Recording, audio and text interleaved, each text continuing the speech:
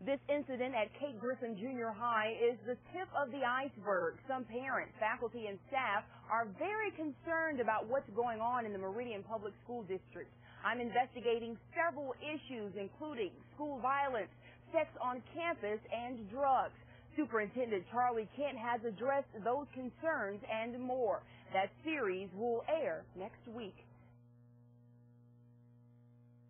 It's a mess, and I don't know who's to blame. Fearing retaliation, this teacher wishes to remain anonymous, but says the Meridian Public School District is spiraling downward, and students are suffering because of it. Made clear from day one that the teachers are not in charge. The control has been taken away, and I'm speaking for teachers as a whole, feel powerless. This veteran teacher says problems have been present, but this school year the lack of discipline is at an all-time high, and the teacher morale is at an all-time low. They need to be allowed to go back in their classroom, teach without fear of retaliation from students, from parents, from central office.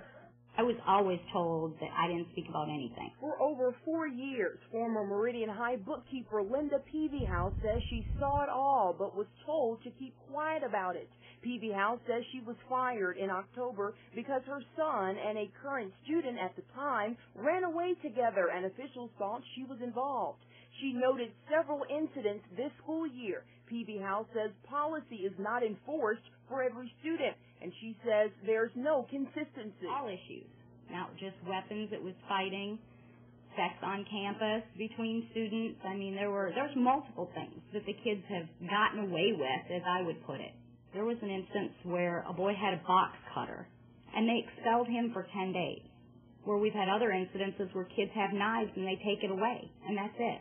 Meridian Public School Superintendent Charlie Kent confirmed there were dozens of incidents this school year throughout the district, but there are a few that have many on alert. The recent Kate Griffin Junior High weapons incident, a student attack on a teacher at Northwest Junior High, a 6th grade Magnolia Middle School student with possession of crack cocaine, and sex on campus at Meridian High. And many want to know how the district plans to tackle these issues. I'm not trying to hide it or color code it or sweep it under the rug. They happen. We have dealt with them. Kent says these are societal issues that are creeping into schools, and he says the schools get blamed for it. The district is part of something that is happening in society. The child didn't get the drugs from school. He brought it to school. My concern is the frequency or the severity of what's going on. Board President Edward Lynch says policies are not always being followed and many are very weak, and he says that's a problem. This community is speaking very plainly and very loudly about what they want to see, and so it's ultimately up to us, the board, to give them what they want. And basically they want safe and orderly schools. They want an environment that's going to be conducive to a good education.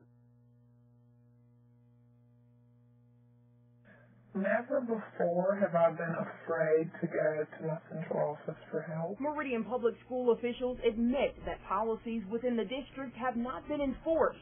Many are weak, and in some instances, there aren't policies, which officials say sometimes means no consequences. Right now, it's one of those things where, some of us have the feelings that we can get away with anything. Superintendent Charlie Kent says the inconsistency in policy stems from having multiple handbooks, and he says there needs to be just one. The rules should be standard and consistent across the district. To help reduce the school violence, Kent says one school resource officer will be assigned to Meridian High starting next school year. He says he can't promise the same for the middle schools, but he says one administrator from each campus will be a liaison with the police department to stay informed about activity in the community that may be brought to school. It's all going to be according to policy. And if you don't follow policy, then would? That's a good question. Many are outraged because it's just not student issues. There were several incidents this school year involving district employees violating policy and receiving minimal or no punishment. punishment at all. Kent confirmed that a photo of a new teacher at Witherspoon Elementary surfaced via cell phone and the internet to students and staff in February. Kent says the teacher was talked to. Lynch says sometimes situations have to arise for policy to be created. Kids communicating with teachers back and forth via the internet or text and even cell phones, and we need something in place. Kent also confirms that a staff member at T.J. Harris Elementary returned to work after lunch last week drunk, failing a breathalyzer test. Parents and others witnessed the staffer's erratic behavior. Lynch says the staff member is seeking help, but when presented with these issues and others during the interview, Kent wasn't forthcoming with answers because he says these are personnel issues he's not at liberty to discuss. Oh. Because like you said, school is a place for learning, but if your learning is being disrupted by violence, sexual images from a superior or whatever's going on, all these problems and or concerns, what do you tell the parents and what do you tell the students?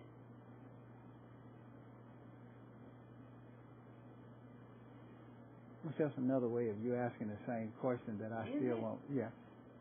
Okay.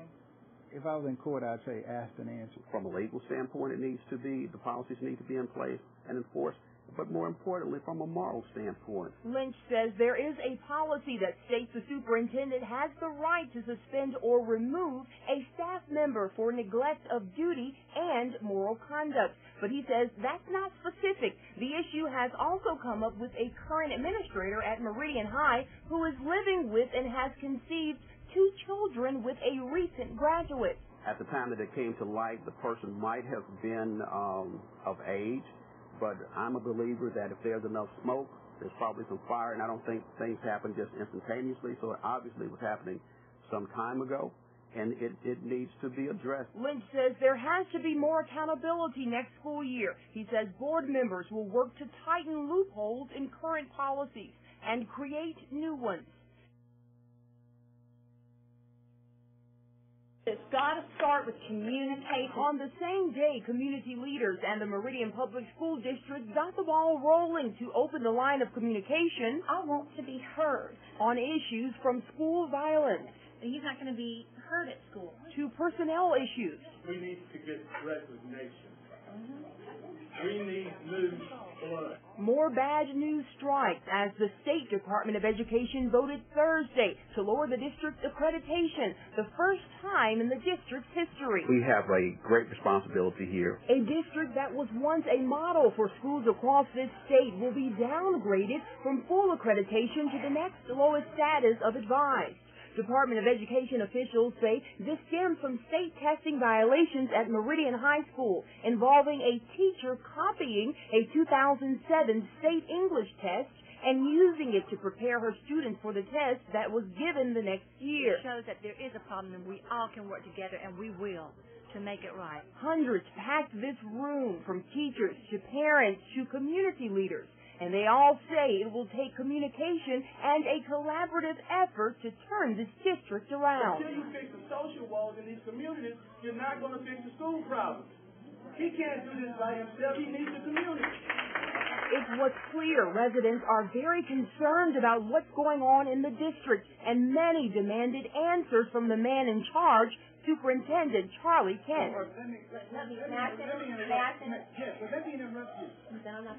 Many say Kent needs to be more visible, transparent about school incidents, and do a better job of following up with parents. But he actually said that he would get back with me in 2 to 3 days, but that 2 to 3 days actually ended up being 7 months. And to this day, he's never contacted me. Meridian Public School District School Board President Edward Lynch says the Attorney General's office is also investigating this incident. He says an investigator was at the high school last week. But I am confident that whatever the ruling was, it will be carried out. And this is one of those kinds of things where, because it is a personnel matter, we just have to wait for resolution, and you'll have to come back and check and make sure that the appropriate actions were taken. This district status is now one step from probation, and the next lowest accreditation status is withdrawn. This downgrading could affect the district's funding. Officials say Meridian school officials have reported they have taken steps to prevent the problems from reoccurring. But when asked, School Board President Edward Lynch says he would not make any additional comments at this time. Kent says fixing the problems in this district won't happen overnight. When you're trying to turn a big ship around, it takes some room, and it takes a little bit of time. Well, this is a big ship. And we need to change the direction of this team. And this teacher who broke the silence says the district won't give up. In Meridian, Tametria Conner, News Center 11.